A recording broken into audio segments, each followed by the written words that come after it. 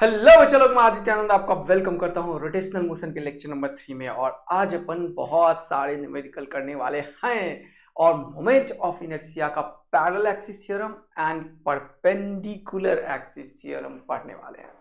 तो फटाफट से रेडी हो जाओ। आज कुछ चेंजेस दिख रहा है क्या तुम्हें? बताना। तो आज कुछ चेंजेस दिख रहा है तुम्हें? बताना मुझे कमेंट करके, वीडियो में और किसी चीज में। राइट, चलिए शुरू करते हैं सर। और आप लोग बहुत बढ़िया तरीके से कर रहे हो, धुआं धुआं उड़ा रहे हो यार। कल ना रात हो गया था इसको ठीक कराने में। एक्चुअली ना स्टूडियो में कुछ दिक्कत थी। तुम देख रहे थे ये कट जाता था, फोन नहीं आता था, फॉन्ट नहीं आता था, थोड़ा इधर हो जाता, थोड़ा उधर हो जाता था। तो कल सारा दिन इसमें दिक्कत हुआ था। तो किसी तरीके से मैंने तुम्हें लेक्चर दिया था एक्चुअल में। तो ठीक है, दिक्कतें हो रही है लेकिन मैं ना छोड़ूंगा नहीं। मुझे पता है कि मुझे लेक्चर देने हैं बच्चों का और करना है, और मुझे पता है मैं कर भी लूँगा, क्योंकि मुझे छोड़ना नहीं है एट एनी कॉस्ट, है कि नहीं? ये डिसाइडेड है। तो चलिए शुरू करते हैं।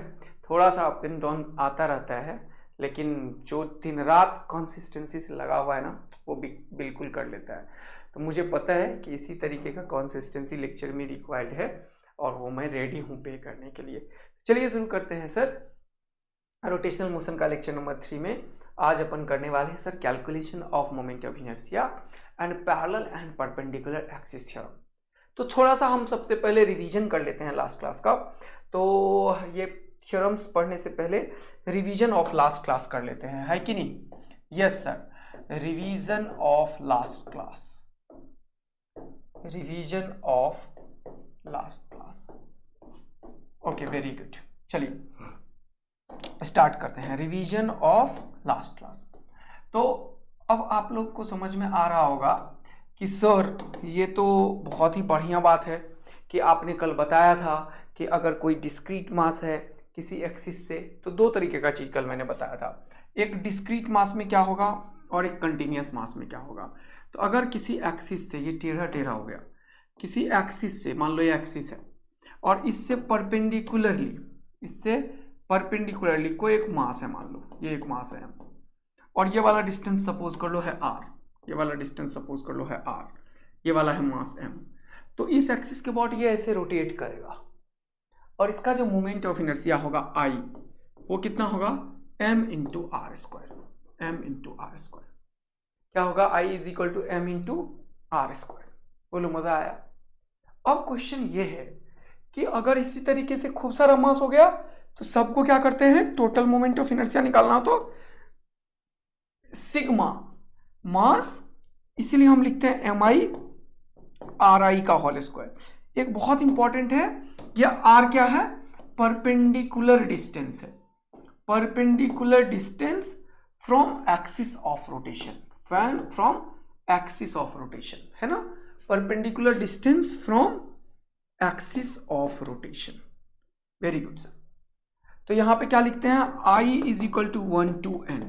जब ये वाला चीज हम सेट करेंगे तो क्या हो जाएगा? कंप्लीट पूरा का पूरा कहानी हमारे सामने निकल के आ जाएगा। कंप्लीट पूरा का पूरा कहानी हमारे सामने निकल के आ जाएगा। Okay, this is moment of inertia for discrete mass. ये लास्ट क्लास में पढ़ाया था। फिर मैंने बताया था कि अगर सपोज करो कंटिन्यूअस मास है तो हमें वहां पे निकालना पड़ता है एक छोटा सा di, फिर उसे इंटीग्रेट करना पड़ता है और वो करना पड़ता है dm और इंटू एक्स परपेंडिकुलर का होल स्क्वायर, और जहां से जहां तक निकालना होता है इंटीग्रेशन उस तरीके से कर देते हैं। तो इसके बेसिस पे हमने खूब सारे क्वेश्चंस करवाए थे तुम्हें। मैंने बताया था एक रॉड जो कि कंटिन्यूअस मास डिस्ट्रीब्यूशन है, इसका मोमेंट ऑफ इनर्शिया क्या होगा? यस, तो मैंने क्या क्या बताया था? एक रॉड का मोमेंट ऑफ इनर्शिया दो तरीके से बताया था। एक तो इसके एंड के अबाउट बताया था, जल्दी से देखो, वन एंड के अबाउट, और दूसरा क्या बताया था? जल्दी से बताओ। दूसरा बताया था सेंटर ऑफ मास के अबाउट। तो ये जो सेंटर ऑफ मास है इसके अबाउट क्या होगा और ये वन एंड के अबाउट क्या होगा अगर ऐसे ऐसे रोटेट कर रहा है। दोनों का मास m है, लेंथ l है, मास m है, लेंथ l है। ये दो क्वेश्चन मैंने तुम्हें करवाया था, है ना? तो तुम दोनों का आंसर भी निकाले थे। इसका आंसर निकाले थे, ये जो I एंड के अबाउट होगा वो हो जाएगा ml स्क्वायर बाय 3, और ये I जो सेंटर ऑफ मास के अबाउट होगा वो हो जाएगा ml²/12। इन जनरल बताओ दोनों में कौन छोटा है, बताओ मुझे कौन छोटा है। दिस इज, क्योंकि ये 1/12 है सर, ये 1/3 है सर, है कि नहीं, ये बहुत छोटा है, बहुत छोटा है ये इससे। तो एक कॉन्सेप्ट तुम्हें मैं अभी तुरंत इसी से बता देता हूं। इस दुनिया में किसी भी कंटिन्यूअस मास का या किसी भी मास का अगर तुम निकालना चाहते हो मोमेंट ऑफ इनर्शिया, तो अगर कोई बोलता है मिनिमम मोमेंट ऑफ इनर्शिया, क्या बोलते हैं, मिनिमम मोमेंट ऑफ इनर्शिया, तो वो ऑलवेज सेंटर ऑफ मास के अबाउट आता है। ये कॉन्सेप्ट याद रखना कि किसी भी सिस्टम का बोलेगा मिनिमम मोमेंट ऑफ इनर्शिया निकालो, तो किसके अबाउट निकालोगे, सेंटर ऑफ मास के अबाउट। सेंटर ऑफ मास के about moment of inertia always minimum होता है। अच्छा सर, तो एक कॉन्सेप्ट दूसरे पेज पे लिख के क्वेश्चन भी देता हूं तुम्हें। तीसरा चीज और बताया, अच्छा पहले लिख ही देता हूं मैं एक कॉन्सेप्ट। क्या है कॉन्सेप्ट, जल्दी से बताओ कॉन्सेप्ट क्या है। Moment of inertia of a body is minimum about it's centre of mass. Always याद रखना, moment of inertia, moment of inertia, inertia of a body about its center of mass is minimum। ये concept याद रखना। और minimum और maximum का concept तुम्हें याद है। अगर सपोज करो फॉर एग्जांपल, एक अच्छा चीज बता देता हूं, सपोज करो फॉर एग्जांपल कि moment of inertia as a function of x है। सपोज करो for example moment of inertia as a function of x है। सपोज करो for example moment of inertia as a function of x है, और तुम्हें पूछता है find x for minimum moment of inertia. Find x for minimum moment of inertia, ध्यान से सुनना। तो मैक्सिमा मिनिमा का कॉन्सेप्ट क्या होता है, देखो मिनिमा एंड मैक्सिमा का कॉन्सेप्ट क्या है कि जो चीज का मिनिमम निकालना है उसे डिफरेंशिएट करो, जो चीज वेरिएबल है उसके रिस्पेक्ट में डिफरेंशिएट करो एंड जीरो करो। सर ये आपने कहां पढ़ाया था, जल्दी से कमेंट करके बताइए तो बच्चा लोग फटाफट से। ये मैंने कहां पढ़ाया, जल्दी से कमेंट करके बताइए तो फटाफट बच्चा लोग, कहां पे, maxima and minima basic maths में, कि मिनिमम मोमेंट ऑफ इनर्शिया किसी भी सिस्टम का अबाउट इट्स सेंटर ऑफ मास जो होता है वो जीरो होता है। डी/dx क्या होता है, जीरो होता है ना। तो मोमेंट ऑफ इनर्शिया किसी भी सिस्टम का मिनिमम सेंटर ऑफ मास के अबाउट होता है। और मैक्सिमम मिनिमा का कॉन्सेप्ट है, अगर मोमेंट ऑफ इनर्शिया एक्स के फंक्शन में दे दिया, बोला find the position of centre of mass, तो तुम्हें उस मोमेंट ऑफ इनर्शिया का डिफरेंशिएट करके जीरो करना पड़ेगा। जो एक्स आएगा वही मिनिमम मोमेंट ऑफ इनर्शिया को बताने की कोशिश करेगा किसी एक पर्टिकुलर पॉइंट के अबाउट, जिसका एक्स बताएगा, और वो एक्स एक्चुअल में किसका होगा, सेंटर ऑफ मास का। क्योंकि ये कॉन्सेप्ट मैंने पूरा तरीके से बता दिया। अब तुम्हें एक और बार ये चीज अभी बताने वाला हूं, जब मैं पैरेलल एक्सिस थ्योरम बताऊंगा तुम बोलोगे हाँ सर ये तो एकदम कंफर्म है कि मिनिमम मोमेंट ऑफ इनर्शिया हमेशा सेंटर ऑफ मास के अबाउट होगा। एक थ्योरम है, कौन सा थ्योरम है, पैरेलल एक्सिस थ्योरम। जरा देखना कौन सा थ्योरम है, पैरेलल एक्सिस थ्योरम। दो थ्योरम्स है, theorem of parallel axis and perpendicular axis. ये दो मोमेंट ऑफ इनर्शिया के थ्योरम्स हैं जिससे क्वेश्चन सॉल्व होता है। ठीक है, क्या थ्योरम है बताता हूं। जैसे पैरेलल एक्सिस थ्योरम हमने बोला यहां पे, इसका मतलब है कि सपोज करो कोई भी बॉडी है, एनी बॉडी, कुछ भी मान सकते हो तुम, स्फीयर मान सकते हो, रॉड मान सकते हो, कुछ भी मान सकते हो। जैसे सपोज करो एक रॉड है, अब इस रॉड का ना मुझे मोमेंट ऑफ इनर्शिया निकालना है किसी भी एक्सिस के अबाउट। तो इसके लिए सबसे इंपॉर्टेंट क्या है, तुम्हें इस रॉड का सेंटर ऑफ मास के अबाउट मोमेंट ऑफ इनर्शिया पता होना चाहिए। अगर तुम्हें सेंटर ऑफ मास के अबाउट मोमेंट ऑफ इनर्शिया पता है और इसका मास पता है, और जिस भी एक्सिस के अबाउट निकालना है उस एक्सिस के पैरेलल एक्सिस जो सेंटर ऑफ मास से पास हो रहा है उसका मोमेंट ऑफ इनर्शिया पता हो, मतलब जब भी पैरेलल एक्सिस थ्योरम निकालते हैं तो इसमें दो चीज पहले से पता होना चाहिए। क्या, कि सेंटर ऑफ मास के अबाउट मोमेंट ऑफ इनर्शिया क्या होगा। तुम्हें पता होना चाहिए कि ICM क्या होगा। और जो भी एक्सिस के अबाउट मोमेंट ऑफ इनर्शिया निकालना है, उस एक्सिस और ये वाला एक्सिस जो सेंटर ऑफ मास से पास करता है, इन दोनों के बीच का परपेंडिकुलर डिस्टेंस पता होना चाहिए। देखो, इन दोनों के बीच का परपेंडिकुलर डिस्टेंस पता होना चाहिए। देखो, इन दोनों के बीच का परपेंडिकुलर डिस्टेंस पता होना चाहिए। मान लो ये परपेंडिकुलर डिस्टेंस कितना है, r है मान लो, और you want to find the moment of inertia of this system about this axis. तो क्या बोला मैंने, तुम्हें सेंटर ऑफ मास का मोमेंट ऑफ इनर्शिया लिखना है प्लस इस होल बॉडी का मास और ये वाला जो डिस्टेंस है उसका स्क्वायर। यानी कि मैं क्या लिख सकता हूं, ICM plus mass of the body into the perpendicular distance, ये देखो, between the parallel axis, perpendicular distance between the parallel axis. तो दो पैरेलल एक्सिस के बीच का परपेंडिकुलर डिस्टेंस पता होना चाहिए, और टोटल मास और सेंटर ऑफ मास के अबाउट मोमेंट ऑफ इनर्शिया। तो तुम दुनिया में किसी भी एक्सिस का मोमेंट ऑफ इनर्शिया निकाल सकते हो।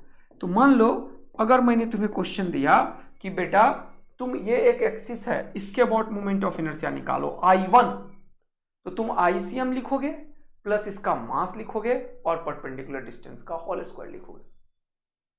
और ये इंपॉर्टेंट बात है, ये R क्या होता है sir, perpendicular distance between two parallel axis, इसीलिए इसका नाम है पैरेलल एक्सिस थ्योरम। तो मैंने क्या लिखा है उसको जरा समझने की कोशिश करते हैं, जरा देखना मैंने क्या लिखा है। Moment of inertia of a rigid body about any axis, ऐसा नहीं है एंड के अबाउट, बाहर में भी कोई एक्सिस ले लो उसके अबाउट भी तुम निकाल सकते हो। इस बॉडी का दुनिया में कोई भी एक्सिस ले सकते हो, लेकिन इंपॉर्टेंट है कि इसके पैरेलल होना चाहिए वो, और उस एक्सिस और इसके बीच का डिस्टेंस पता होना चाहिए। इसीलिए मैंने लिखा moment of inertia of a rigid body about any axis if moment of inertia of the body about a parallel axis passing through center of mass of the body and perpendicular distance between both the axes is known। अगर ये दो चीज पता है तुम्हें कि centre of मास से पास होने वाला एक्सिस क्या होगा एंड जो पैरेलल एक्सिस है उसके बीच का डिस्टेंस क्या होगा, तो तुम दुनिया के कोई भी एक्सिस के व्हाट मोमेंट ऑफ इनर्शिया निकाल सकते हो। एक दूसरा क्वेश्चन को फिर से सॉल्व करते हैं। देखो, I2 क्या होगा, यह होगा फिर से ICM, क्या होगा ICM plus mass of the body into, अब ये देखो यहां पे ध्यान से, अब सपोज करो कि एक दूसरा एक्सिस है जो यहां पे है, सपोज करो दूसरा एक्सिस यहां पे है, इस जगह पे कोई भी एक एक्सिस है, या I1 है या I2 है, और या I2 से ये वाला डिस्टेंस जो है मान लो वो D है। इन दोनों के बीच का परपेंडिकुलर डिस्टेंस पता है तुम्हें D, और इसके अबाउट एक्सिस पता है तुम्हें I2। तो I2 जब निकालना है तो क्या करोगे, ICM plus mass of the body into distance between these two axis का जो परपेंडिकुलर डिस्टेंस है D, उसका स्क्वायर करोगे। क्या लिखोगे जल्दी से बताओ, ICM plus mass into perpendicular distance का होल स्क्वायर। तो कोई भी एक्सिस का मोमेंट ऑफ इनर्शिया निकाल सकते हो। तो ICM plus MD square where D is the perpendicular distance between the two axis. अब इससे क्लियर कट पता चल रहा है कि दुनिया में कोई भी एक्सिस हो उसमें ICM में कुछ ना कुछ तुम ऐड करोगे, ICM में कुछ ना कुछ ऐड करोगे, ICM में कुछ ना कुछ ऐड करोगे पैरेलल एक्सिस थ्योरम से। हाँ सर सही बात है, यानी कि सबसे मिनिमम कब होगा, जब ये वाला D जीरो हो जाए, जीरो हो जाएगा तो ICM में ही पहुंच जाएगा। यानी कि अगर ये डिस्टेंस को जीरो करोगे तो ये ICM में पहुंच जाएगा, और तब तुम्हें पता चलेगा कि moment of inertia minimum ICM में ही होता है। तो ये जो मैं तुम्हें बता रहा था, देखो कि मिनिमम मोमेंट ऑफ इनर्शिया जो होगा वो सेंटर ऑफ मास से होगा, उसको इनडायरेक्ट मैंने वहां से भी प्रूफ कर दिया। मस्त वाला मजा आया तो जल्दी से आग लगा दो, दिल बरसा दो, एकदम फोड़ फाड़ डालो, तोड़ डालो बचवान बच्चों लोग। यस सर, एकदम मजेदार कहानी आ गया है समझ, चमकदार मजेदार चमकदार है ना, जल्दी बताना। अब सुनना मेरा बात एक और, अब ये पैरेलल एक्सिस थ्योरम बताया, मिनिमम बताया, तो अब दो क्वेश्चन पहले करवाऊंगा। पहले इसके ऊपर एक क्वेश्चन करते हैं, यही क्वेश्चन कर लेते हैं जो अभी बताया मैंने। चलो क्वेश्चन करो। सपोज करो कि तुम्हारे पास एक रॉड है और रॉड का तुम्हें मास पता है m, लेंथ पता है l, और तुम्हें मैंने पूछा इस एंड के अबाउट मोमेंट ऑफ इनर्शिया निकालो। अब तुम बोलोगे ये क्या पूछ रहे हो सर, ये तो कल ही बताया था, हम तो रट्टा मार रखे हैं। नहीं, अब यूजिंग पैरेलल एक्सिस थ्योरम इसे सॉल्व करो। जब तुम पैरेलल एक्सिस थ्योरम लगाओगे तो मैं इसका नाम दे दिया आई एंड, तो लिखोगे I end is nothing but ICM plus mass of the body into perpendicular distance between two parallel axis. ये पैरेलल एक्सिस कौन सा होगा, ये देखो यहां पे, जो सेंटर ऑफ मास से पास करेगा। ये क्या है, सेंटर ऑफ मास से पास करेगा। देखो मजा आया। इन दोनों के बीच का परपेंडिकुलर डिस्टेंस है कितना है, L/2। इन दोनों के बीच का परपेंडिकुलर डिस्टेंस है कितना है, L/2। इन दोनों के बीच का परपेंडिकुलर डिस्टेंस है कितना है, L/2। बोलो मजा आ रहा है, अच्छा लग रहा है।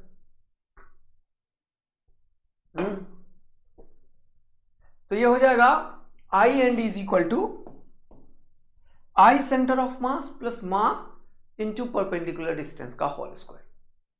तो यहां से बात समझ में आई। ये आंसर कितना आना चाहिए कमेंट करके बताओ तुरंत से।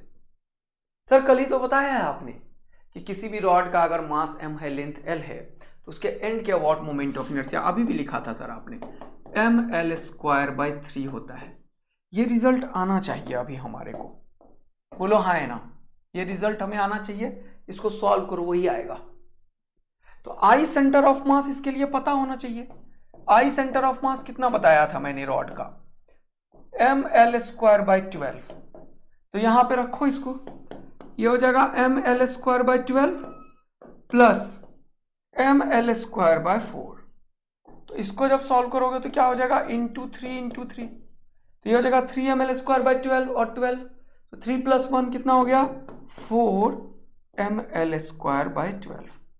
और यहां से जब कैंसिल आउट करोगे 4 3 जा 12, तो कितना हो गया, mL²/3। This is the final answer of the question. अरे वाह सर क्या बात है, तालियां तालियां तालियां। अरे ये दोनों मैच करना ही तो चाहिए था। यस सर, ये तो बिल्कुल मैच करना चाहिए था सर, ये तो क्वेश्चन था। तो तुम्हें पैरेलल एक्सिस का एप्लीकेशन बताया जा रहा हूं मैं। क्या ये थ्योरम कहीं पे भी यूज कर लोगे? हाँ सर बिल्कुल यूज करेंगे, अब तो मजा भी आएगा। और अब एक और क्वेश्चन यहां पे मैं बनाने की कोशिश कर रहा था, ये जो मिनिमम बताया जा रहा था मैं, कि कोई भी सिस्टम का जो मोमेंट ऑफ इनर्शिया का मिनिमम वैल्यू है वो सेंटर ऑफ मास के अबाउट होगा। एक चीज और कल बताया था बहुत इंपॉर्टेंट, तीसरा, कि अगर दो मास है m1 और m2 और ये दोनों सिचुएटेड है किसी भी r डिस्टेंस पे या d डिस्टेंस पे, तो इसका मास तो अलग है। इस बार इसका सेंटर ऑफ मास बीच में थोड़ी होगा। नहीं सर, इसका सेंटर ऑफ मास बिल्कुल भी बीच में नहीं होगा। इसका सेंटर ऑफ मास बिल्कुल भी बीच में नहीं होगा। तो कहां पे होगा? मान लेते हैं m1 is greater than m2 है, m1 is greater than m2 है, तो सेंटर ऑफ मास मान लेते हैं यहां पे, सेंटर ऑफ मास मान लेते हैं यहां पे, है ना। m1 is greater than m2 है, सेंटर ऑफ मास यहां पे है। तो ये वाला डिस्टेंस और ये वाला डिस्टेंस पता होना चाहिए। तो सेंटर ऑफ मास के अबाउट इस सिस्टम का मोमेंट ऑफ इनर्शिया जो होगा, आई सेंटर ऑफ मास, यह हमेशा होता है म्यू इंटू आर स्क्वायर। ये भी बताया था, वेयर म्यू इज दोनों मास का प्रोडक्ट, रिड्यूस्ड मास मैं इसे बोलता हूं, 50 बार यूज किया है अब तक मैंने, न्यूटन्स लॉ में भी यूज करता हूं, m1 m2 bye m1 plus m2, इसको मैं बोलता हूं रिड्यूस्ड मास। तो ये क्या हो जाएगा, mu into r square, where r is the distance between both the masses and this rod is massless। ये रॉड कैसा है, massless है। ये कैसा रॉड है, massless है। ये रॉड कैसा है, massless है। बोलो क्लियर हो रहा है, पिक्चर दिमाग में सेट हो रहा है मेरे प्यारे बचवा? तो ये सारा कुछ रिवीजन भी करा दिया सर, ये भी करवा दिया, क्वेश्चन भी करवा दिया। इसके ऊपर भी एक क्वेश्चन ले लेता हूं। चलो another question we have, suppose the moment of inertia is given by, moment of inertia is given by 3x square minus 12x plus 5. Find the position or x, find the x या position where the moment of inertia should be minimum. अब तुम समझ गए होगे. Find the position or x where या about which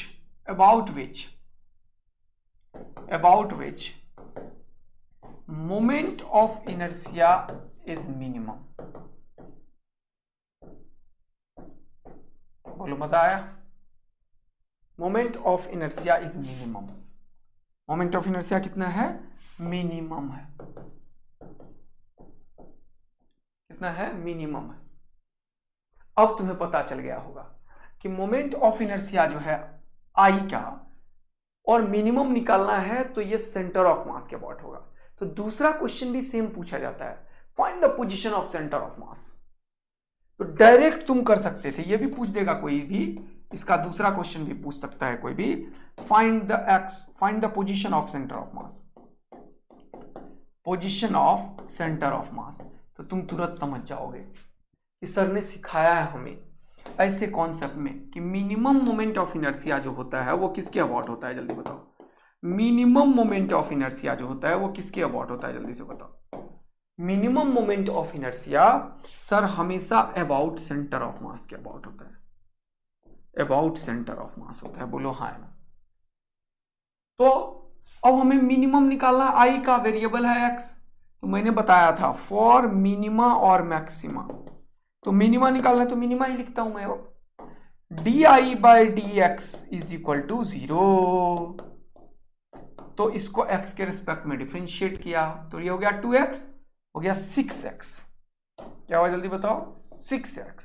और यहां पे -12, ये 5 का 0 इज इक्वल टू 0. क्या क्या मैंने इसको डिफरेंशिएट किया. एक्स स्क्वायर का डिफरेंशिएशन 2x हो गया. कौन सा फॉर्मूला चला? nx n-1. तो 3 2 जा 6x लिख दिया. 12 बाहर dx by dx 1 हुआ, लिख दिया. 5 का 0. यहां से जब सॉल्व करेंगे हम तो 6x is equal to 12, therefore x is equal to 12 by 6. तो ये हो जाएगा 2. तो हो जाएगा x is equal to 2 unit. Unit क्या लिखा? जो भी यहां पे होगा x का वही सेम यूनिट यहां पे भी होगा.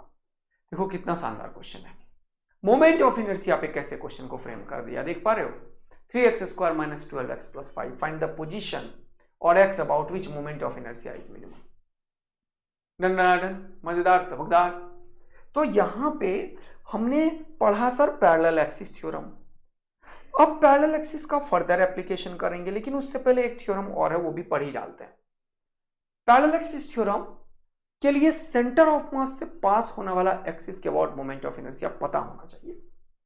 पैरेलल एक्सिस के लिए सेंटर ऑफ मास से पास होने वाले एक्सिस के अबाउट मोमेंट ऑफ इनर्शिया तुम्हें पता होना चाहिए. क्या सही है? सही है ये बिल्कुल. बोलो yes. Now the point is theorem of perpendicular axis. Suppose करो मेरे पास एक सिस्टम है, एक कोई भी बॉडी है. इंपॉर्टेंट है कि ये बॉडी कोई 3D बॉडी नहीं होना चाहिए, प्लेनार बॉडी होना चाहिए. What do mean by planar body? अगर ये बोर्ड का प्लेन है तो उसी में होना चाहिए, like disc, like ring, like plate. ये देखो ये सीधा जाके इसी प्लेन में आ जाएगा ना, ऐसे जा देखो इतना, तो ये क्या हो जाएगा? ये प्लेनार बॉडी है, एक प्लेट में है ना, देख रहे हो, इसी में चिपक जाएगा. लेकिन ये 3 डायमेंशनल बॉडी है. देखो लेंथ ब्रेथ हाइट सब कुछ है इसमें. ये 3D बॉडी है, ये नहीं चलेगा. कौन सा चलेगा? ये प्लेनार बॉडी चलेगा ये. तो क्वेश्चन क्या है फिर से जरा देखने की कोशिश करते हैं. Theorems of perpendicular axis. Theorems of perpendicular axis जरा देखते हैं क्या होगा. तो सबसे इंपॉर्टेंट लाइन क्या था सर इसमें? ये line, this theorem is applicable for a rigid body that lie entirely within a plane. एक प्लेन में बॉडी है उसी के लिए वैलिड है, यानी कि ओनली फॉर 2 डायमेंशनल बॉडी. ये प्लेन किसे इंडिकेट कर रहा है बताओ मुझे? 2 डायमेंशनल बॉडी को इंडिकेट कर रहा है, 2D बॉडी है कि नहीं? अगर वो बॉडी 3D होगा तब डायमेंशंस होगा, लेंथ ब्रेथ हाइट के सब होने लगेगा. बोलो है ना. बट ये थ्योरम किसके लिए एप्लीकेबल है? ओनली जो बॉडी प्लेन में हो. For another take another example, ये रिंग, यस ये प्लेन में है, इसके लिए वैलिड होगा. डिस्क उसके लिए वैलिड होगा। तो ये थ्योरम क्या बोलता है? ये थ्योरम बोलता है कि अगर तुम्हें किसी एक एक्सिस के अबाउट मोमेंट ऑफ इनर्शिया पता हो, नहीं सॉरी, किसी दो एक्सिस के अबाउट मोमेंट ऑफ इनर्शिया पता हो, तो तीसरे एक्सिस के अबाउट मोमेंट ऑफ इनर्शिया पता चल जाएगा। यानी कि ये दोनों एक्सिस मान लो ये बोर्ड का प्लेन है जिसे मैंने एक्स और वाई में इंडिकेट किया, सपोज करो मान लो ये एक्स और वाई में सपोर्ट किया, तो ये जो कनकरेंट एक्सिस है, कनकरेंट का क्या मतलब होता है जानते हो? जो एक ही पॉइंट से तीनों पास करने वाले को बोलते हैं कनकरेंट। क्या बोलते हैं? कनकरेंट। तो अगर जो प्लेन में बॉडी है, अगर तुम्हें इसके अबाउट इसको ऐसे ऐसे नचाओगे तो मोमेंट ऑफ इनर्शिया पता चल जाए, इसके अबाउट इसको ऐसे ऐसे नचाओगे तो मोमेंट ऑफ इनर्शिया पता चल जाए। तो एक तीसरा एक्सिस जो इसके अबाउट है, इसके अबाउट मोमेंट ऑफ इनर्शिया तुम्हें पता चल जाएगा। यानी कि अगर तुम्हें आई एक्स के अबाउट मोमेंट ऑफ इनर्शिया पता है, लेट आई एक्स ही पता है, एक्स एक्सिस के about moment of inertia i x है, वाई एक्सिस के about moment of inertia i y है, तो जेड एक्सिस के मोमेंट के about moment of inertia i z होगा। क्या होगा? I z. तो ये जो आई जेड है वो आई एक्स और आई वाई जो इसके प्लेन में है उसके सम के बराबर होता है। तो यहां से क्या पता चला कि ये इस वाले क्वेश्चंस का जो ये आई जेड होगा, आई जेड जो प्लेन में नहीं है, वो ये एक्स और वाई के सम के बराबर होता है जो इसके प्लेन में है। ये एक्स और वाई के सम के बराबर होता है जो इसके प्लेन में है। ये एक्स और वाई के सम के बराबर होता है जो इसके प्लेन में है। Take another example. सपोज करो कि ये कोई बॉडी है, इस बार मान लो अलग साइन कन्वेंशन है, इधर मान लो जेड है। मानने में कुछ जाता है क्या तुम्हें? नहीं। तो बताओ तो वाई किधर होगा और एक्स किधर होगा? वाई किधर होगा और एक्स किधर होगा? अगर एक्स बाहर है तो वाई इधर होगा और एक्स क्रॉस वाई जेड होता है। ये मैंने बहुत बार पढ़ाया है तुम्हें कि how to find the direction of x y and z using cross product. X cross y ये हमेशा जेड को इंडिकेट करता है। अगर तुम लोगों को नहीं आता है और तुम मेरे बच्चे हो, इसका मतलब तूने बेसिक मैथ्स में इसको पढ़ा नहीं है, तो जाके बेसिक मैथ्स में करो। एक्स फर्स्ट वेक्टर को बताता है जो फिंगर का काम करता है, वाई सेकेंड वेक्टर को बताता है जो पाम का काम करता है। तो ये क्रॉस प्रोडक्ट वाले रूल पे अकॉर्डिंग है। तो जेड थंब को इंडिकेट करता है, ये फर्स्ट वेक्टर, ये सेकेंड और ये थर्ड होता है। तो हमेशा राइट हैंड थंब रूल यहां पे वैलिड होना चाहिए। तो ये जो तुम अंधाधुंध लिखते थे हो ना, एक्स इधर वाई इधर जेड इधर, इसमें एक्स वाई जेड कहीं भी हो सकता है, लेकिन इसके बिहाइंड एक रूल है और वो है फिंगर की तरफ राइट हैंड को वर्क करो, फिंगर, पाम और थंब।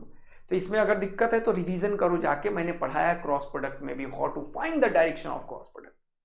और x y z perpendicular directions में तीनों है, तो ये क्रॉस प्रोडक्ट से ही निकलता है। तो मैंने बोला क्वेश्चन इज, अगर यहां पे z है और इधर क्या है सर, तुम बताओ। अगर यहां पे z है तो इधर क्या है सर, जल्दी बताओ। इधर क्या है सर, जल्दी बताओ। इधर क्या है सर, जल्दी बताओ। इधर कुछ भी मान लो? नहीं, कुछ भी मानोगे तो खत्म हो जाओगे। ढंग से करना होगा तुम्हें एक्स वाई जेड। तो अब इधर अगर z है तो ये जो डॉट मैंने लिखा, डॉट, डॉट का क्या मतलब होता है जल्दी बताओ? Out of the plane.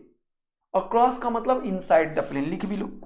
Dot का मतलब होता है आउट ऑफ द प्लेन, तुम्हारी आंखों में, आउट ऑफ प्लेन। क्रॉस का मतलब होता है इनसाइड द प्लेन, क्रॉस का मतलब होता है इनसाइड द प्लेन। तो इस डॉट में अगर x है, इधर y है, इधर z है, तो ये सही है। और y और z इसके प्लेन में है। कैसे पता सही है सर? ऐसे करो, ये x है, फिंगर x की तरफ, पाम y की तरफ, कर्ल योर फिंगर z की तरफ। तो ये फिंगर, ये पाम और ये थंब, ये राइट हैंड थंब रूल से होता है। बात आया समझ में? तो ये भी यहां पे मैं फिर पुराना रिवाइज करवाया फिर से। तो इस केस में अगर मैं तुम्हें बोलूं कि मुझे परपेंडिकुलर एक्सिस लगाना है तो क्या करोगे? वो एक्सिस जो दोनों परपेंडिकुलर है और प्लेन में है, इन दोनों के अबाउट जो मोमेंट ऑफ इनर्शिया वो तीसरे के अबाउट होगा। यानी कि इन दोनों के अबाउट जो मोमेंट ऑफ इनर्शिया का सम होगा वो तीसरे के अबाउट होगा। तो ये जो आई एक्स बार बार मैं बोल रहा हूं, ये जो आई एक्स मैं बार बार बोल रहा हूं, ये आई एक्स किसके बराबर होगा बताओ? ये आई वाई प्लस आई जेड के बराबर होगा। मस्त वाला समझ आया तो जल्दी से वाई टैप कर दो, आग लगा दो, दिल बरसा दो बेटा। ये I x plus I y I z को इंडिकेट कर रहा होगा। तो आई एक्स जो होगा वो आई वाई आई जेड के सम के बराबर होगा, क्योंकि ये दोनों प्लेन में है, ये आउट ऑफ द प्लेन है। मैंने इसको क्लियर करके क्या लिखा वो देखो, ध्यान से देखना। मैंने लिखा for a planar body, this is very very important, this is very very important, कि पहला बात है कि ये प्लेनार बॉडी के लिए वैलिड है। The moment of inertia about axis perpendicular to the plane of the body is the sum of the moment of inertia about two perpendicular axes in the plane of the object, provided that all three axes are concurrent. तो ये क्या है? ये सम है, sum of the moment of inertias about two axes, sum of the moment of inertias about two axes, sum of the moment of inertia about two axes। और वो to axis कौन सा होना चाहिए? जो इसके प्लेन में होना चाहिए।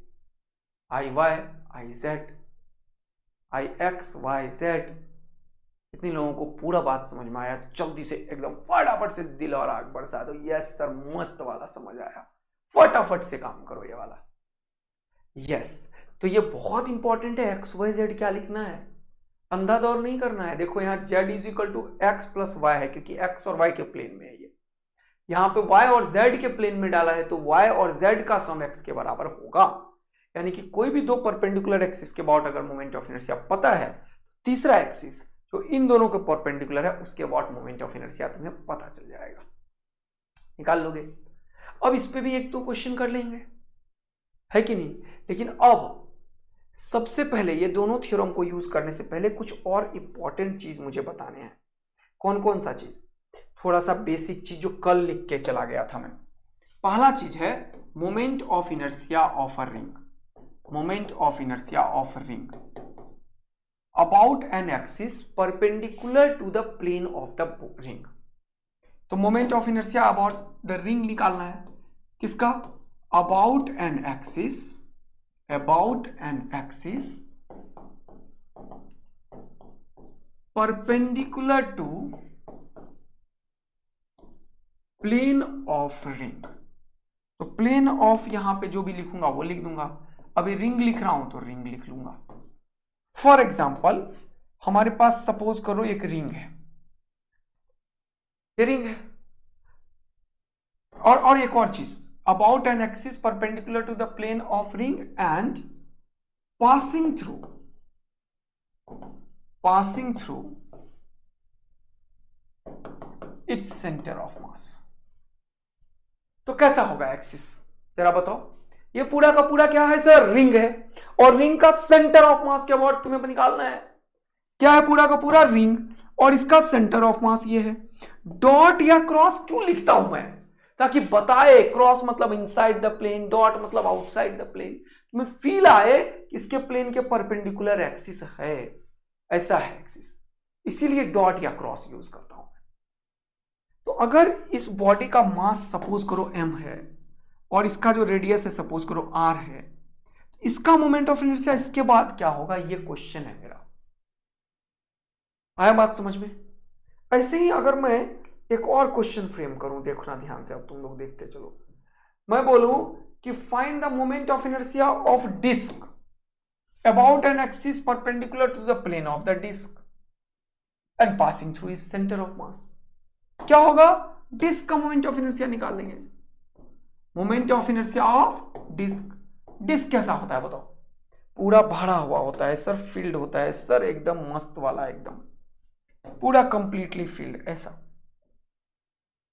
ये क्या है मेरे भाई, जल्दी बताओ क्या है? सर डिस्क है, डिस्क। ये रोटी जो मम्मी रोटी बना के खिलाती है ना तुमको, वही तो है डिस्क। अच्छा ऐसा बात बा। ये है इसका सेंटर ऑफ मास। बोलो मजा आ गलवा कि नहीं किया गलवा बेटा, सेंटर ऑफ मास। और फिर से डॉट या क्रॉस लिख सकता हूं मैं, और इसका रेडियस इंडिकेट करना है मुझे। हाँ सर रेडियस कर दो। रेडियस कितना है, आर है। मास कितना है, एम है। तो इस एक्सिस के अबाउट इस डिस्क का मोमेंट ऑफ इनर्शिया क्या होगा, दिस इज द क्वेश्चन। आया बात समझ में? तो about an axis perpendicular to the plane of disc and passing through its centre of mass, ये है क्वेश्चन हमारा। तो तुम्हें अब मजा दिलाता हूं जबरदस्त वाला, जल्दी आ जाओ, फटाफट से आ जाओ इधर। एकदम तगड़ा गेम ऑन हो चुका है मेरे भाई, एकदम तगड़ा गेम ऑन हो चुका है मेरे भाई, जल्दी देखना, फटाफट से देखना। अब ये कैसे निकलेगा बताओ, ये मास कैसा है, कंटिन्यूअस है या डिस्क्रीट है? सबसे पहले बताओ ये मास कंटिन्यूअस है या डिस्क्रीट है?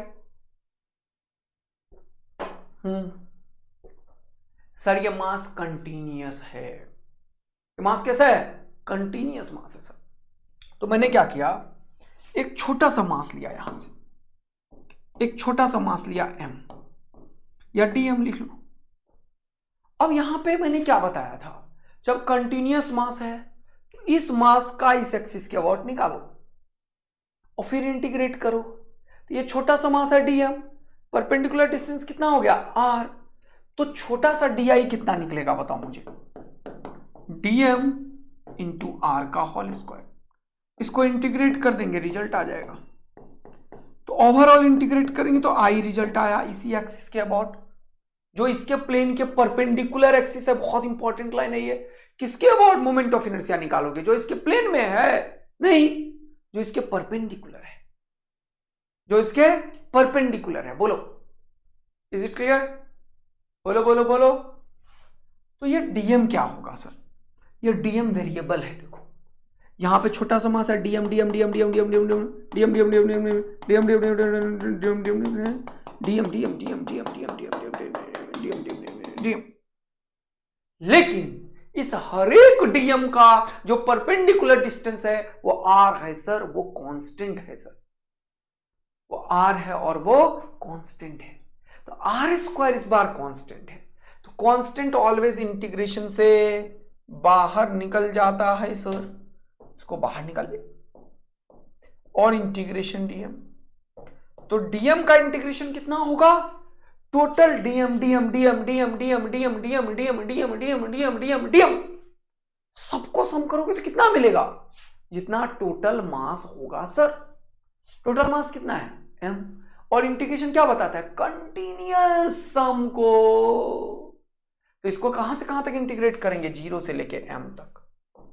तो डीएम का इंटीग्रेशन हो जाएगा m, ये हो जाएगा r square into m minus 0। अरे वाह सर क्या बात है, तालियां तालियां तालियां मेरे भाई।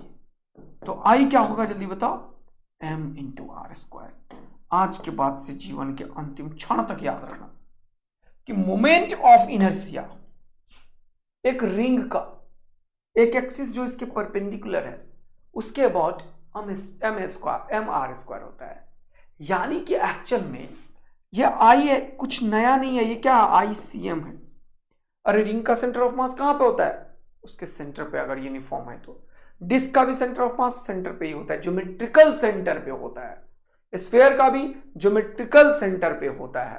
बात आ रही है समझ में, एकदम समझते जा रहे हो। अब जरा सा इसको समझने की कोशिश करते हैं, मजा आएगा बहुत अच्छा।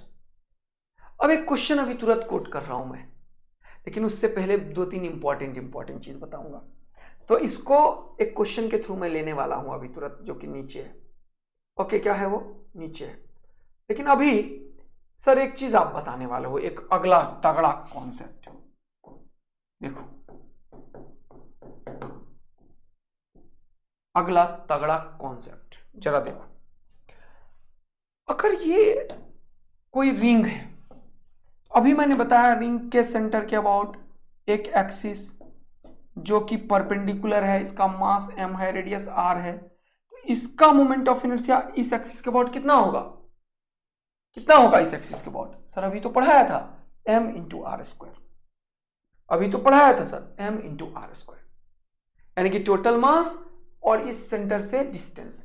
अब इस सब का डिस्टेंस सेम है ना, इसीलिए ये आर स्क्वायर आ जाता है। समझ आया कि नहीं आया? तो यहां पे मोमेंट ऑफ इनर्शिया क्या सिखाया मैंने? अबाउट सेंटर ऑफ मास कितना सिखाया? m into r square. देखो मजा आया, अच्छा लगा, समझ आया फॉर्मूला सारा, तो जल्दी से एकदम आग और दिल बरसाते चलो। अब मैं यहां नहीं रुकूंगा, मैं क्या करूंगा, एक छोटा सा आर्क बनाऊंगा।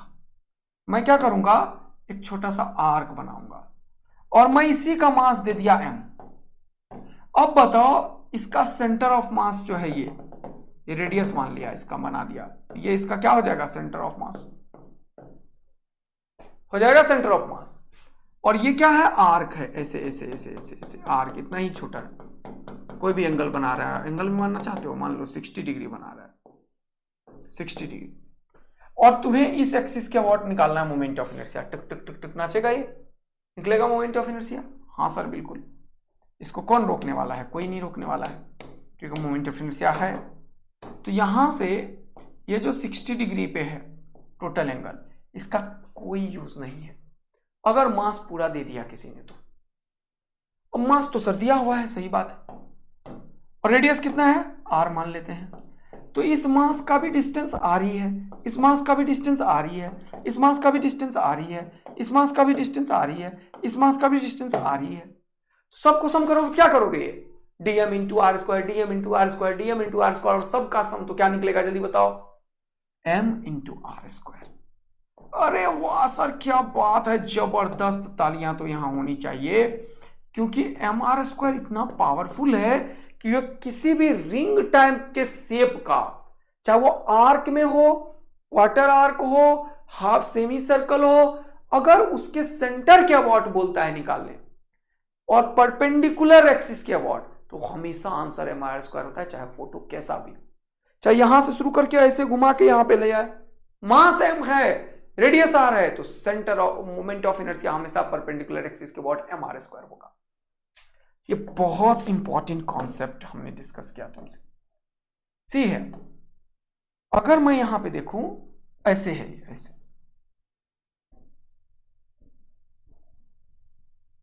ऐसे ऐसे है, ऐसे खड़ा है, और यहां से एक्सिस गया, और यहां से ऐसे ऐसे। क्या करेंगे अपन? आप पूछेंगे मुझसे कि सर इसका मास कितना है, मैं बोलूंगा m। सर इसका रेडियस कितना है, मैं बोलूंगा r। तो सर हमारे से हो गया ये क्वेश्चन। इसके अबाउट जो मोमेंट ऑफ इनर्शिया होगा इस सिस्टम का होगा ICM। अब ये वाला चीज जो है ना, वो सारा का सारा जो मास है, सारा का सारा जो मास है, सारा का सारा जो मास है, वो r डिस्टेंस पे है, r डिस्टेंस पे है, r डिस्टेंस पे है। तो इसका भी आंसर यही होगा, और इसका भी आंसर यही होगा, और होगा कितना? M r square. कितनों को मस्त वाला फील आया, जल्दी से बता दो इसको आंसर कैसे लिख दिया सर आपने? अरे वही तो बात है, हमें इस बात से थोड़ी मतलब है कि ये पूरा कंप्लीट है क्या है, नहीं। हम तो डीएम को इंटीग्रेशन करके निकाले थे ये रिजल्ट। हमने क्या किया था? डीएम को इंटीग्रेशन करके। तो डीएम का इंटीग्रेशन करेंगे, अगर क्वेश्चन वाला एम दिया हुआ है तो एम तो टोटल मास है ना यार। तो डीएम के ऊपर इंटीग्रेशन का मतलब टोटल मास के सम का, और सम को ही यहां पे इंटीग्रेशन से हम यूज कर रहे हैं। वो एक्चुअल में क्या है? कंटीन्यूअस सम है। एक्चुअल में क्या है? कंटीन्यूअस सम है। तो यहां से तुम्हें बात समझ में आया होगा कि कैसे हम छोटा सा इंटीग्रेशन भी कर दिए तुम्हें, और सिमिलर काइंड ऑफ कॉन्सेप्ट भी क्लियरिटी किया कि कैसा भी रिंग हो, आर्क हो, कुछ भी हो, अगर मास m है और सेंटर से r डिस्टेंस है, तो जो परपेंडिकुलर होगा उस प्लेन के ऊपर, उस एक्सिस के about moment of inertia m r square होगा होगा होगा। अब क्वेश्चन अराइज होता है, सर आपने अभी तो हमें एक पैरेलल और परपेंडिकुलर एक्सिस थ्योरम पढ़ाया भी है। मैं बोलूंगा हाँ बिल्कुल पढ़ा है। तो तुम में से कुछ लोग बोलेंगे सर आप उसका एप्लीकेशन भी करा दो ना, मजा आएगा। तो मैं कहां रुकने वाला हूं, शुरू करते हैं। मेरा क्वेश्चन है कि एक रिंग है, क्या है बेटा? एक रिंग है। अभी तक मैं एक्सिस परपेंडिकुलर देता था, अब एक्सिस इसी के प्लेन में है। This axis is in plane of the ring, both are in the same plane. ऐसा लिख देता हूं, ऐसे और ऐसे। और लिखता हूं बोथ किसके लिए यूज हो रहा है? Ring and axis of rotation, both ring and axis of rotation. इसका रेडियस कितना है? r है, और ये ऐसे ऐसे रोटेट कर रहा है। एक ये डिस्क देख रहे हो, इधर देखो, ये ऐसा है मेरे पास, और ऐसे है रिंग, देखो ऐसे, और ये ऐसे ऐसे रोटेट कर रहा है इसके अबाउट, देख रहा, देखा,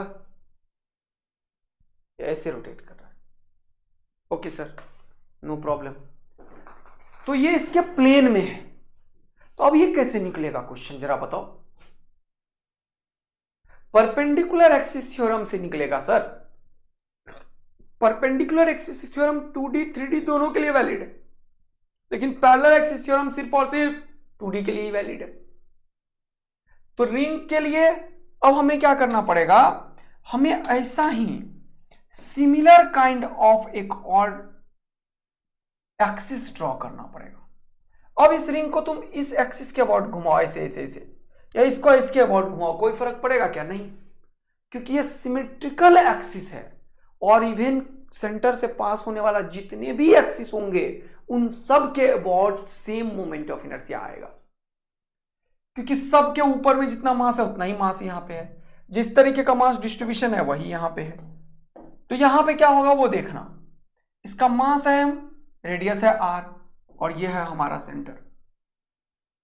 मास है m, रेडियस है r, ये हमारा सेंटर। तो हम क्या करेंगे, देखो, हम इसका एक्सिस का नाम दे देते हैं। मान लो ये x है, मान लो ये y है, तो ये एक्सिस जो डॉट वाला होगा वो कौन सा होगा, जल्दी बताओ। z, जो बाहर की तरफ आएगा या अंदर की तरफ जाएगा तो क्रॉस लिखेंगे। तो ये जो z है iz, ये iz क्या होगा? ix प्लस iy होगा। ये जो iz होगा ये क्या होगा? ix प्लस iy होगा। ये जो iz होगा वो क्या होगा? ix प्लस iy होगा। बोलो हाँ, पक्का? iz क्या होगा? ix प्लस iy होगा। अब ये जो iz ix प्लस iy होगा, तो ix और iy दोनों बराबर होगा बिकॉज ऑफ सिमेट्री, क्योंकि ये दोनों एक्सिस सिमेट्रिकल है, इसीलिए जो ix होगा वही iy होगा। और इसके पीछे का लॉजिक क्या है? सिमेट्री। सिमेट्रिकल एक्सिस है दोनों, और इन दोनों को हमने किसके बराबर माना है बताओ मुझे? i के बराबर माना है। इन दोनों को हमने किसके बराबर माना है? i के बराबर माना है। इन दोनों को हमने किसके बराबर माना है? i के बराबर माना है। तो i जो है वो ix और iy के बराबर है, और यहां पे ix भी i है, iy भी i है, और iz कितना है वो अभी बताया। अगर मास m है और रिंग का रेडियस r है, तो मोमेंट ऑफ इनर्शिया एक परपेंडिकुलर एक्सिस के अबाउट क्या होगा? mr square. अभी तो पढ़ा है, रिंग का मोमेंट ऑफ इनर्शिया क्या होगा? mr square. तो ये iz जो है वो तो सर mr स्क्वायर है, लिख लो mr स्क्वायर, और ये भी i है और ये भी i है, और हमें एक्चुअल में यही i निकालना है। Moment of inertia about an axis passing through the center and is in the plane of the ring। लिख लो इसको। तो इसके अबाउट मोमेंट ऑफ इनर्शिया ये इसके अबाउट बराबर है सिमेट्री के चलते, क्योंकि जितना मास ऊपर है उतना ही नीचे है। ये जैसे रोटेशन इफेक्ट देगा वैसा ही रोटेशनल इफेक्ट ये भी देगा। तो यहां से मजा आया कि i और i कितना हो गया? 2i। तो 2i is equal to mr square, therefore i is equal to mr square by 2। मस्त वाला मजा आया तो आग बरसा दो, दिल बरसा दो, फटाफट से, झटाझट से, जल्दी से ये काम कर दो बेटा। तो आज के बाद से कॉन्सेप्ट भी याद रखना है कि रिंग के प्लेन में अगर कोई एक्सिस है, कोई भी एक्सिस है, कोई भी एक्सिस है, कोई भी एक्सिस है, और सेंटर ऑफ मास से पास हो रहा है, तो सबके about moment of inertia mr square by 2 होता है। तो एक जल्दी से डबल ए आर्मी बन जाओ तुम लोग, महामंत्र लो, क्या बन जाओ, डबल ए आर्मी, और महामंत्र लो। महामंत्र क्या है सर, महामंत्र क्या है सर, महामंत्र है कि अगर कोई भी रिंग के प्लेन में कोई एक्सिस है, an axis is in the plane of a ring and it is passing through the center of mass, it is passing through the center of mass, देखो देख रहे हो, then the moment of inertia about any axis passing through center of mass, passing through center of mass and ये हो गया मास, और ये passing through centre of mass, तो इसके अबाउट मोमेंट ऑफ इनर्शिया, इसके अबाउट मोमेंट ऑफ इनर्शिया, इसके about moment of inertia, इसके अबाउट मोमेंट ऑफ इनर्शिया, इसके अबाउट मोमेंट ऑफ इनर्शिया, इसके अबाउट मोमेंट ऑफ इनर्शिया, इसके अबाउट मोमेंट ऑफ इनर्शिया, सबके about moment of inertia same होगा, और कितना होगा बताओ, mr²/2। मस्त वाला मजा आ गया तो आग और दिल बरसा दो, आई इन सब के अबाउट आई क्या होगा, mr²/2। बोलो डन डन डन। अब ये तो रिंग का बता दिया, रॉड का बता दिया, पैरेलल एक्सिस बताया, परपेंडिकुलर एक्सिस बताया, तो एक और काम हो जाए क्या, डिस्क। सर डिस्क का मोमेंट ऑफ इनर्शिया कैसे निकालेंगे सर, ये रहा डिस्क का, तो अब इसमें लफड़ा पल गया है भैया, इसमें कंटिन्यूअस मास है, टक टक टक टक टक टक, तो हमें कंटिन्यूअस मास में इंटीग्रेशन करना पड़ेगा। तो हमें इसका सॉल्यूशन के लिए क्या करना पड़ेगा, जल्दी देखो, एक डीएम मास लेना पड़ेगा, उसका परपेंडिकुलर डिस्टेंस करना पड़ेगा, उसको इंटीग्रेट करना पड़ेगा, तो टोटल मोमेंट ऑफ इनर्शिया निकल जाएगा।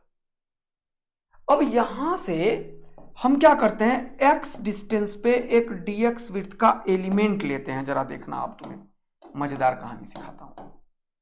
हम क्या करते हैं, एक्स डिस्टेंस पे एक डीएक्स विड्थ का एलिमेंट लेते हैं, है कि नहीं, थोड़ा टेढ़ा हो गया एलिमेंट इसलिए दिक्कत हो रहा है मुझे, अभी भी बहुत टेढ़ा है। एक्स डिस्टेंस पे एक डीएक्स विड्थ का एलिमेंट लेते हैं,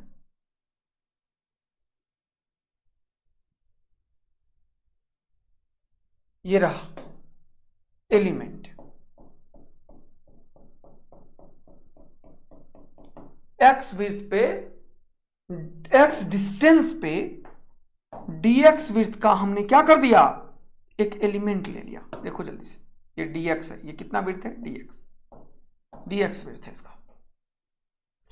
तो x के बाद जो ये dx दिख रहा है कैसा है सर, बहुत छोटा है, इनफाइनाइटेसिमल स्मॉल, इसको क्या बोलते हैं, इनफाइनाइटेसिमल स्मॉल, ये x के जस्ट बाद है भाई, तो ये रिंग की तरह ही दिखेगा। ये जो इतना थिकनेस दिखा रहा हूं ना मैं, वो एक्चुअल में कैसा है, ऐसा एकदम पतला, तो वो एक्स के जस्ट बगल में है। कितना डिस्टेंस है सर, हम नहीं बता सकते, this is called infinitesimal small. तो ये रिंग का ही बचा और रेडियस उसका एक्स हो गया। तो अब निकालना पड़ेगा इसका मास कितना है, डीएम। तो डीएम अगर मैं निकाल दूं इसका पूरा का पूरा, तो तुम क्या लिखोगे, dm इंटू एक्स स्क्वायर इस रिंग का मोमेंट ऑफ इनर्शिया इस एक्सिस के अबाउट होगा सर। अब ये जो रिंग है ये कहां से कहां जाएगा, वो देखो, ये जीरो से लेके चलते चलते टक टक टक टक टक टक टक टक आर तक जाएगा।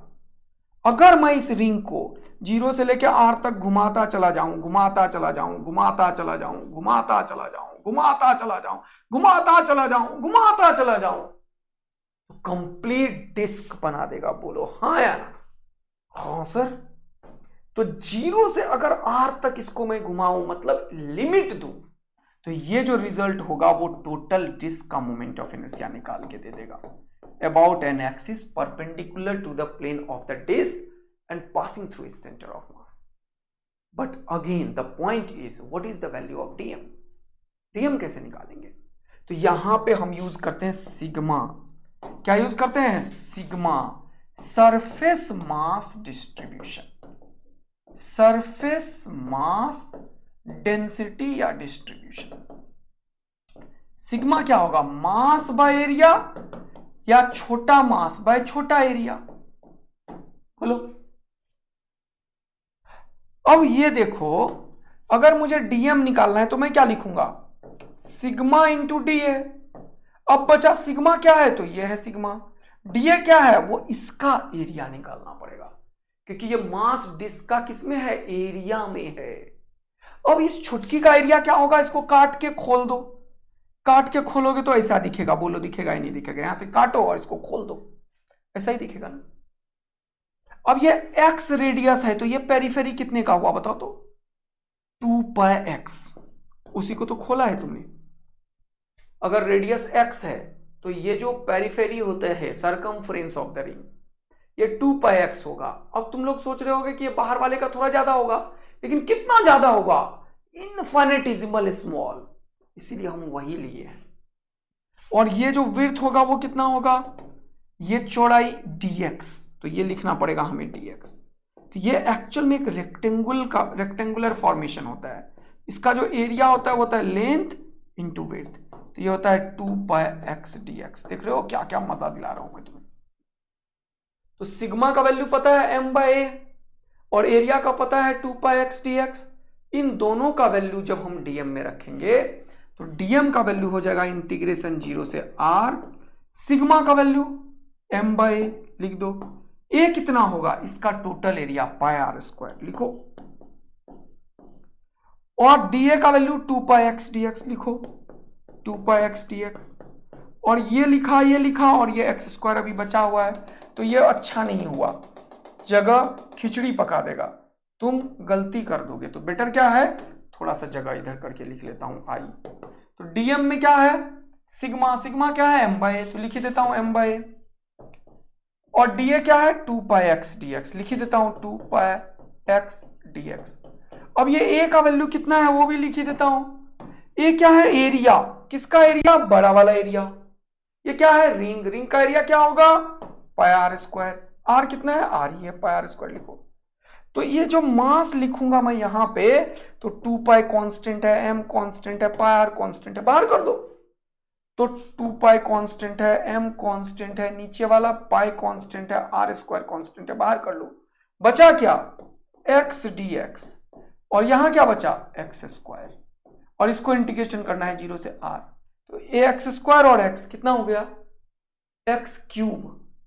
तो ये हो जाएगा x³ dx का इंटीग्रेशन 0 से r, और 2 ये पाई से पाई खुपाच खुपाच कर दो, तो ये जगह खुपाच, तो जगह 2m/r²। तो ये हो जाएगा x का पावर n+1/n+1 का फॉर्मूला लगेगा। n+1 हो गया 3+1 4 है ना, तो हो जाएगा r का पावर 4/4। तो इसको सॉल्व करने से क्या आया, r का पावर 4/4 इंटीग्रेशन का लिमिट रख के। तो इसको सॉल्व करो, तो 2m/r² इंटू r का पावर 4/4। तो यहां से ध्यान पूर्वक करना है, गलत नहीं करना। कलर चेंज कर देता हूं, ये क्या हो जाएगा, r का पावर 4/4। तो 2 2 जा 4, ये स्क्वायर यहां से खुपाच खुपाच हो गया, बचा r² हो गया mr²/2। देखो मजा आया क्या, यानी कि डिस्क का मोमेंट ऑफ इनर्शिया जो इस सेंटर के अबाउट होता है वो mr²/2 होता है सर। Yes yes yes. तो बच्चा लोग, आप लोग ये सारा कॉन्सेप्ट्स की क्लैरिटी कर लोगे हो। कुछ क्वेश्चंस मैं आपको आज मैं होमवर्क दूंगा, समझे, इन सब को कवर कीजिएगा, और सेमीकंडक्टर का लेक्चर भी दूंगा आज। थैंक यू सो मच बच्चा लोग, आप लोग ऐसे ही मस्ती में पढ़ाई करते रहिए, मस्त रहिए, और खूब सारा शेयर कीजिए, और आप दूसरे लेक्चर के लिए रेडी हो जाइए। 8:30 PM से पहले तक आ जाएगा। Thank you, love you, bye bye. और कल भी लेक्चर आएगा और परसों भी आएगा, सैटरडे संडे भी लेक्चर आएगा। Thank you, bye bye.